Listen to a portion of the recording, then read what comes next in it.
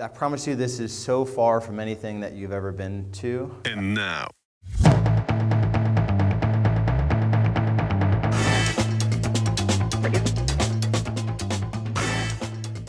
What would I have done differently?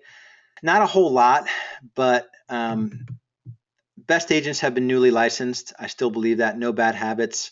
The 3 or so years where I just didn't figure out hiring, I went on to hire. So Chris was my first hire. He's still with me today. After Chris, I went on to hire just a bunch of agents that weren't the right fits. They were old school, made excuses, didn't embrace accountability.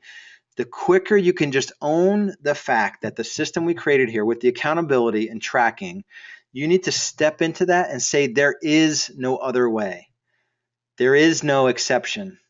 No, you can't not prospect for 2 90-minute time blocks every day. You're not going to be successful if you do that. If you have no appointments, you're prospecting for 8 hours a day.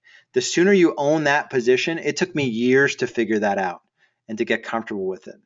3 to 4 years, if I'm being totally honest. So just embrace that. And if you haven't seen the buyer agent screening filter, it's been posted on Facebook. It's the 8 things that I learned about buyer agents, like primary income earner, no traditional agents, disc profile has to be a good fit. They're proven, they're hungry, there's no drama, you met with their spouse, all those things. You got to come up with your own screening filter. Value-based commission structure, I covered this before, but you've got to decide on how the world is going to look on your team. You've got to get to the right gross commission levels, and your agents that join your team are going to be productive. They're going to make a lot of money because they're productive, not because they're overpaid. Okay, so we focus on our focus for recruiting is the net income agents can earn on our team, and we offer a clear path to $100,000 in the bank with no expenses. And buyer agent splits are 90% of 30, 40, 50, 60. So our top split is 54%, and gimmies are 27%. Listing agents make 90% of 25 or 35, 22.5 or 31.5. So John and Sharon's already over 200,000. John will get really close this year.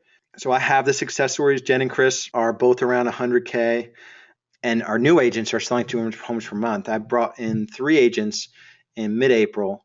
None of them had sold residential real estate before, and they sold 37 homes between the 3 of them this year. So with 37 homes, that's pretty much, I'm trying to think if that's a minimum quota. So 8 months that they were fully on the team.